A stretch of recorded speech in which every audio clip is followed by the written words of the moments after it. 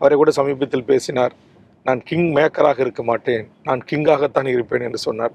அது எல்லாம் இந்த தேர்தலில் சாத்தியமில்லை. என்னை பொறுத்தவரையில் விஜய் அவர்கள் ஒரு 5 ஆண்டு காலம் அல்லது ஒரு 10 ஆண்டு காலம் இங்கே நடைபெறுகின்ற பேரறிஞர் அண்ணா அவர்களை கூட உள்ளாட்சி தேர்தலில் நின்று வார்டு கவுன்சிலில் வெற்றி பெற்று தான் அரசியல் பயணத்தை தொடங்கியிருக்கிறார்.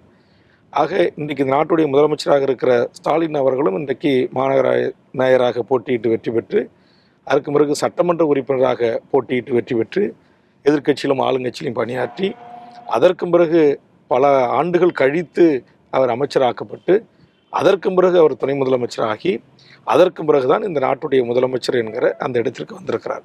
அதேமாதிரி உங்களுக்கு மறந்த ஜெயலலிதா அம்மையார் அவர்கள் ஒரு கட்சியினுடைய ஒரு கொள்கை பரப்பு செயலாளராக, ஒரு பேச்சாளராக தமிழ்நாடு முழுக்க பயணித்து மக்களுடைய இன்பத் துன்பங்களில் பங்கெடுத்து உயர்ந்தவர். அதேமாதிரி எம்ஜிஆர் அவர்களும் அப்படிதான்.